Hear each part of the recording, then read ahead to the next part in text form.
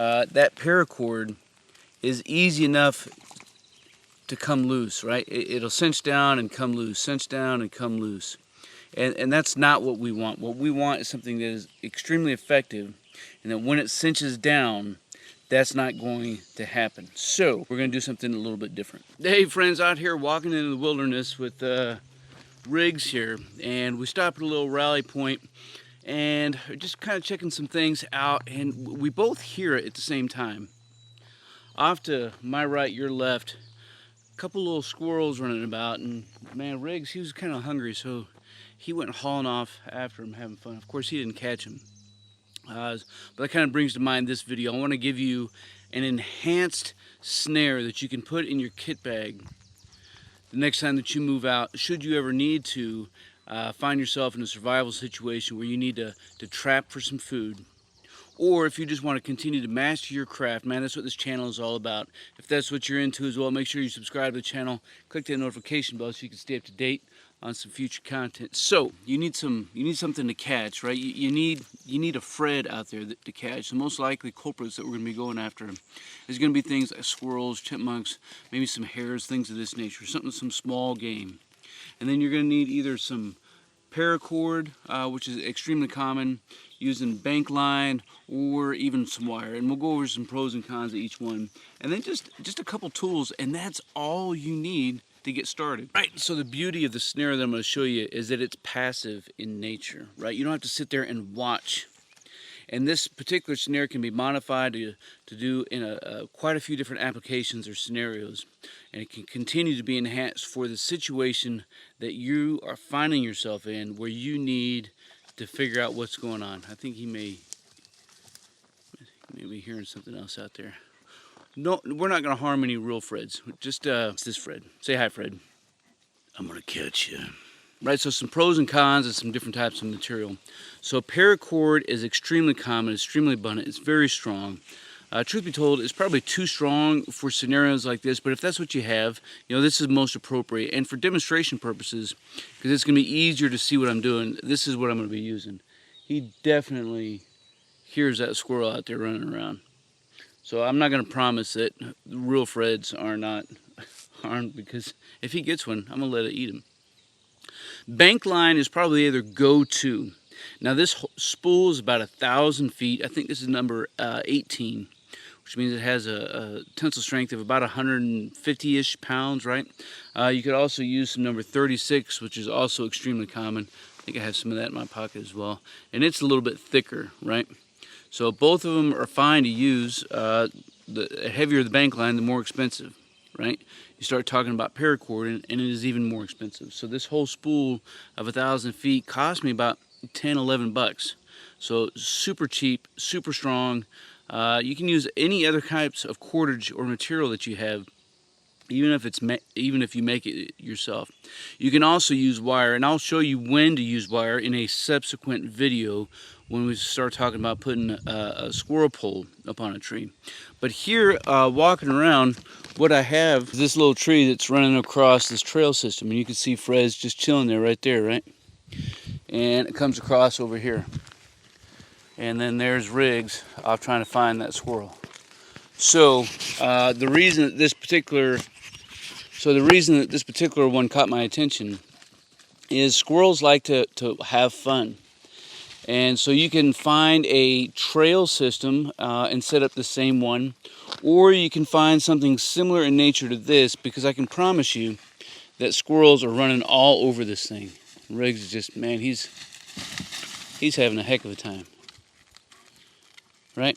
So here we go. Again, I'm going to be using some paracord for demonstration purposes. Again, this is more than acceptable if that's what you have on hand. And this particular piece is about 1 arm's length and a half, just a little bit over 1.5, which I think is a good length for snares of this nature.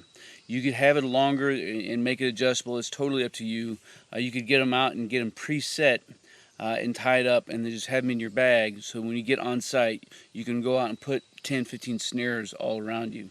So, you know, most people, and this is where this particular snare is going to be different, would just take and put an overhand knot on one hand and an overhand knot on the other end, and then secure it fast. And although that works effectively, what I find is that depending on the animal, you know, when Fred gets in here, that paracord is easy enough to come loose, right? It'll cinch down and come loose, cinch down and come loose. And that's not what we want. What we want is something that is extremely effective, and that when it cinches down, that's not going to happen. So we're going to do something a little bit different. All right, so we're reformed here. Again, I got about an arm's length and a half of paracord. And what I'm going to do is I'm going to take and make an overhand knot again. Except I'm going to make this one a little bit larger than what we may have ordinarily have done. Now once I have that complete, I'm going to take the bite and I'm going to bring it back towards that overhand knot as such. It kind of looks like a four-leaf clover, half a four-leaf clover. That makes it a two-leaf clover.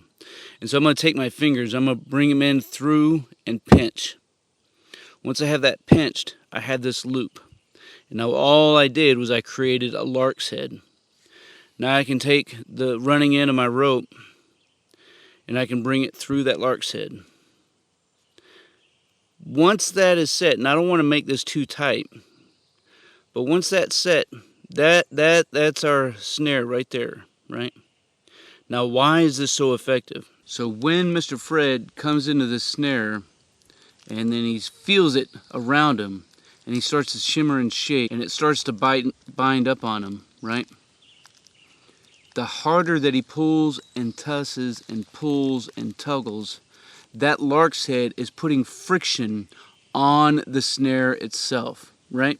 So he's pulling hard and all he's doing is choking himself, but no matter what he does, he can't reach in there and get it undone. He can't do it. He can't even use his back legs, right? He can't do it.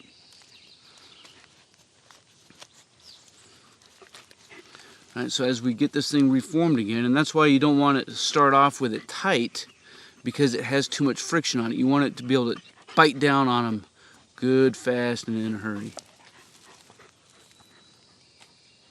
So again, you know, if my hand was Fred's head and it comes in here and it tightens down, no matter what he's doing, he can't get it to let loose because that lark's head is putting friction on the snare, right? Right, so we're gonna finish getting the snare in place. I'm gonna use this little branch here to secure the snare, and I don't need it that long, so.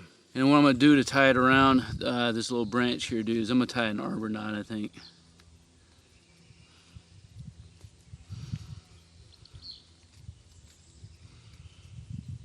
And although this is extremely secure, what I'm gonna do is notch in a little.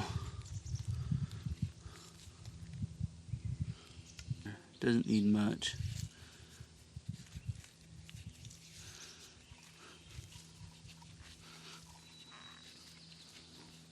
There.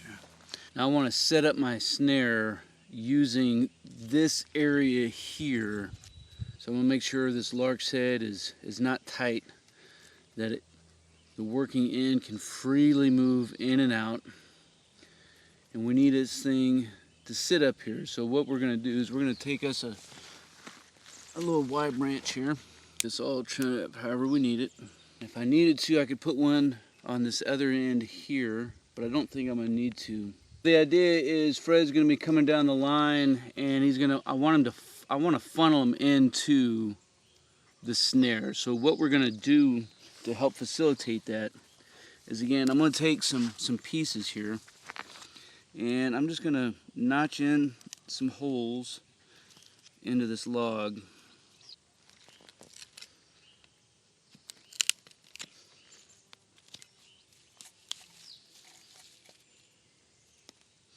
Now that I have both sides kind of taken care of, and so as Fred's coming down the line, he can't go to the left and he can't go to the right. We got a fatal funnel in and it forces him right into the snare. He knows it's over. So he turns to run away, but he's caught. And he says, "Ah!" I gotta get away. And that snare bites down on him, and because of that lark's head, no matter what he does to fight it, and he can't let go. No matter what he does to fight it, all he's done is getting it tighter and tighter and tighter and tighter. So he just hangs there until Fred is dead. And that's how we got squirrel soup for dinner. Thank you so much, Fred.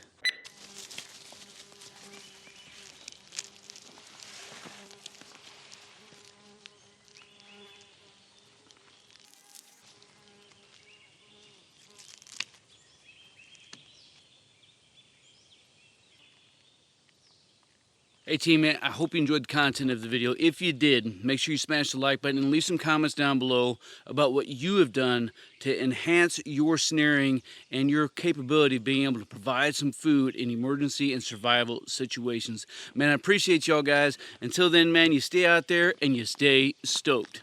And as a reminder, again, the only animal indeed harmed today was Fred. He didn't get nothing. He didn't get nothing.